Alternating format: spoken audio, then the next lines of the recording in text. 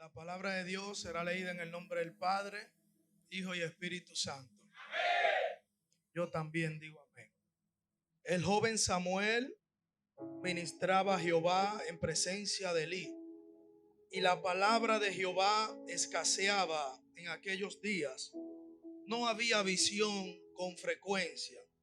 Y aconteció un día que estando Elí acostado en su aposento, cuando sus ojos comenzaban a oscurecerse, de modo que no podía ver, Samuel estaba durmiendo en el templo de Jehová, donde estaba el arca de Dios, y antes que la lámpara de Dios fuese apagada. Versículo 21. Y Jehová volvió a aparecer en Silo, porque Jehová se manifestó a Samuel en Silo por la palabra de ¿quién? Padre, gracias. Tómale la mano con respeto a su hermano que está a su lado y dígale que vuelva a lo profético. Dígaselo con ánimo, que vuelva a lo profético.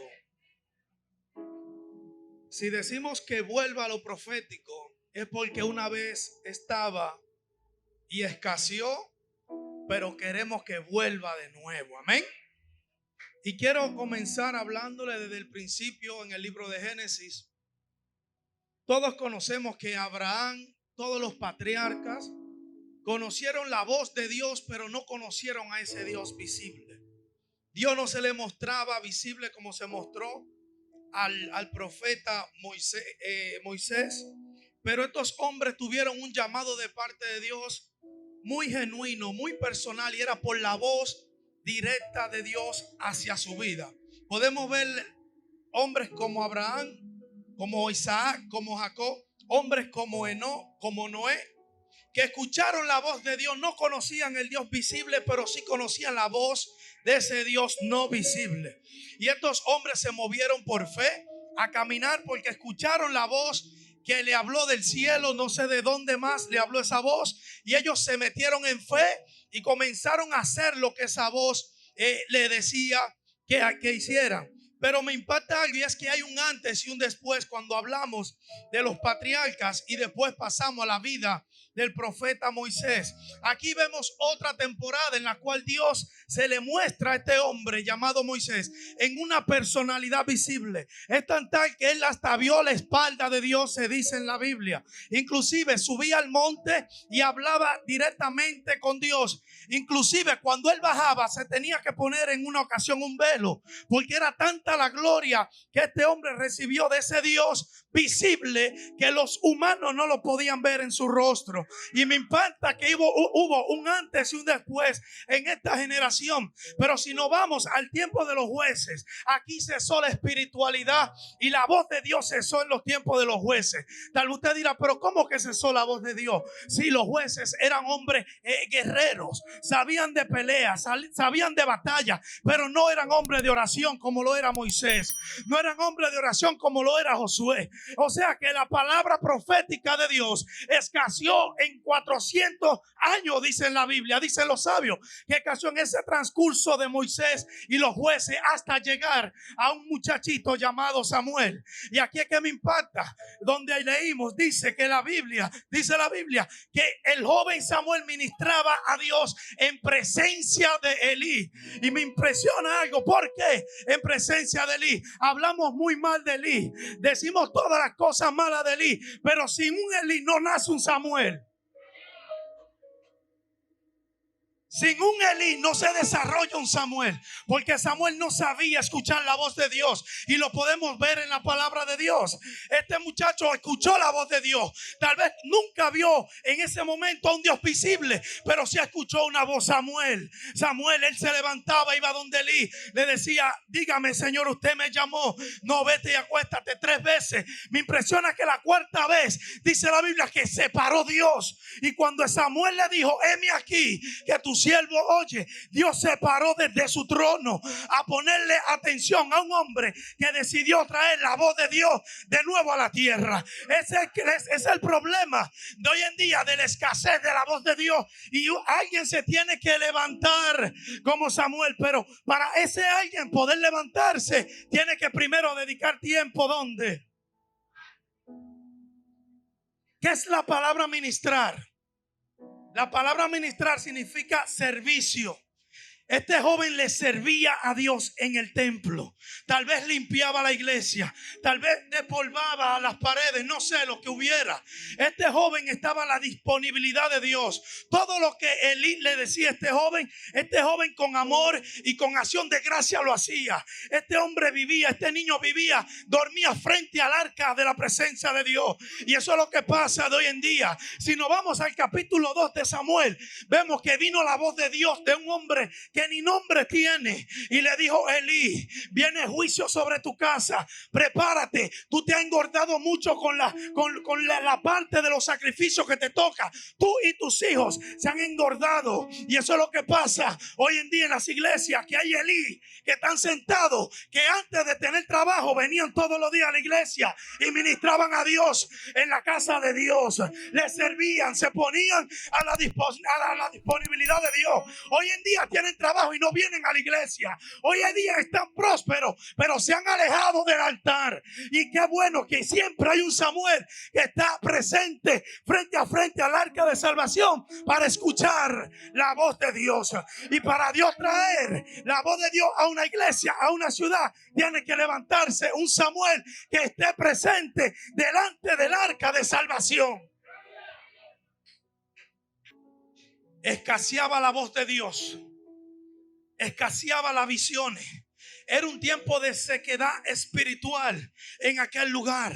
¿Y cómo es posible que en aquel lugar Elí, que era la representación del sacerdote en aquel día, los hijos de Elí eran la representación del sacerdocio, eran el linaje del sacerdocio, no había palabra de Dios, había escaseado la voz de Dios, no había visiones, o sea que estaban haciendo lo que le daba la gana, no había reprensión de parte de Dios para aquella familia. Y Dios dándole vuelta, que sigan hasta que vino la sentencia de parte de Dios. Y me impresiona algo, y es que la Biblia no menciona el nombre de este profeta que fue y le dio la sentencia a Elí y a su familia, pero tiene que haber uno que dé el mensaje para que Samuel se active lo profético que hay en él, en Samuel, perdón. Tuvo que venir uno sin nombre, alguien que nadie lo conocía, para que activase lo profético que había dentro de Samuel. La voz escaseaba. Samuel era un niño. Samuel no conocía la voz de Dios, pero sí había alguien que la conocía. Pero las visiones escasearon con frecuencia. Me impacta el versículo 2 que dice: y aconteció un día que estando Elí acostado en su aposento, cuando sus ojos comenzaban a oscurecerse de modo que no podía ver. Todos lo vemos como que era ciego y estaba perdiendo la visión, pero no tan solamente la visión de su cuerpo, también la espiritual la había perdido hace siglos, porque él veía a sus hijos haciendo lo malo y no lo corregía. ¿Cómo es posible que yo pueda ver el pecado en la iglesia y yo teniendo la autoridad y la voz de Dios me quede callado?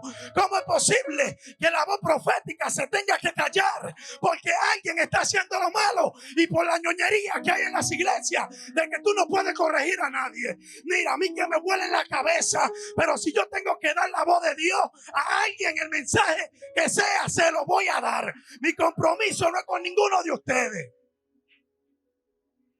Mi compromiso es con Dios.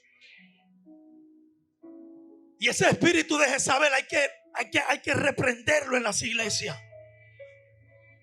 Jezabel amenazó la voz profética que había en Israel, y esa voz profética comenzó a huir y quiso matarse, quiso que Dios le quitara la vida. Eso es lo que hace el espíritu de Jezabel en las iglesias. Quiere matar la voz profética, porque no va a haber uno que le haga frente y le diga: Jezabel, estás mal. Jezabel, el pecado que está haciendo no es de Dios. Prepara tu casa. Yo vengo a hablar con profetas hoy aquí. Usted diga: no, que yo no soy profeta. Yo creo en el don profético. Yo creo en la activación profética. Que aunque Jezabel te amenace, aunque te diga lo que diga, suelta la palabra de Dios. Pase lo que pase, se vaya quien se vaya, suelta la voz de Dios.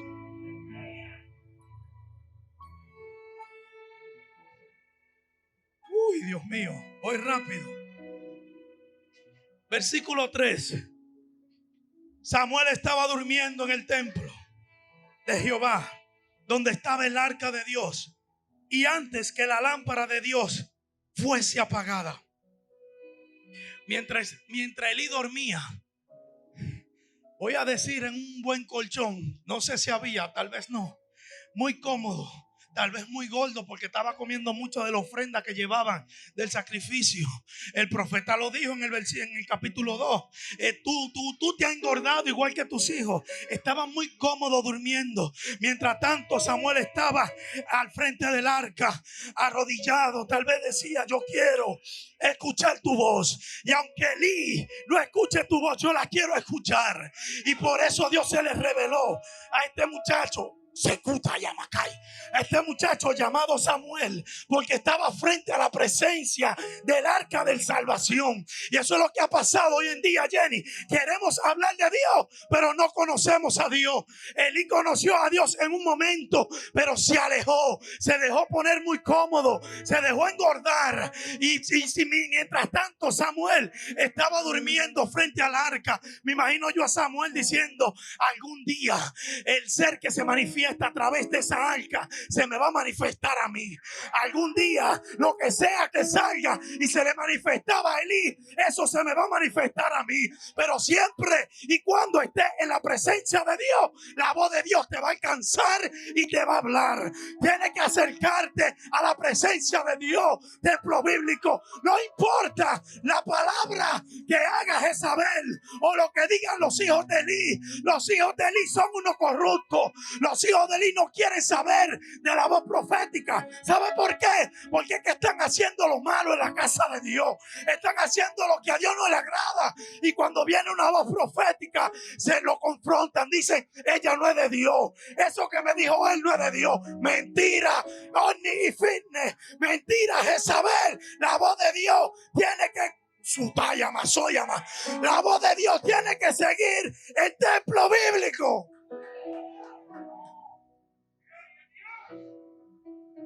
No deje que la lámpara se te apague. El término de la lámpara se apague era que este niño amanecía de rodillas frente al arca del pacto. Amanecía en la mística judía. Dice que antes de que la lámpara se apagase, era que ya estaba amaneciendo, ya estaba amaneciendo. Me imagino yo a Samuel desde la noche, tal vez hincado, dormido frente al arca. Decía: yo no me puedo dormir. Yo no me puedo dormir a totalidad, porque es que yo tengo que ver la lámpara que no se apague en el altar de Dios. Yo tengo que dormirme antes o después que se apague la lámpara. Yo no sé si me están entendiendo aquí. Yo no sé si yo estoy hablando con personas aquí, pero la presencia de Dios no podemos dejar que se apague en la iglesia. La presencia de Dios no podemos dejar que se apague en tu vida. Lo profético tiene que activarse en tu vida. Versículo 21. Y termino aquí. Y Jehová volvió a aparecer en Silo. O sea que no estaba. Una vez estuvo, se alejó porque no lo quisieron. Porque Jehová se manifestó a quién? A Samuel en Silo por palabra de Jehová. Fermín, si no aparece un Samuel, Dios sigue ausente en Silo. Si no se levanta un Samuel en templo bíblico, la voz profética no viene al templo bíblico.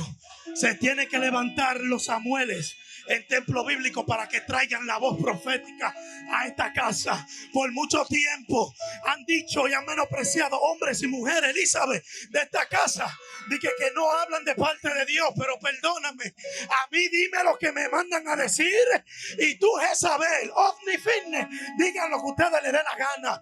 Pero yo creo que aquí hay profeta. Yo creo que en templo bíblico hay voz de Dios. Yo creo que la lámpara de Dios está todavía prendida y hay Samueles que no la vamos a dejar apagar.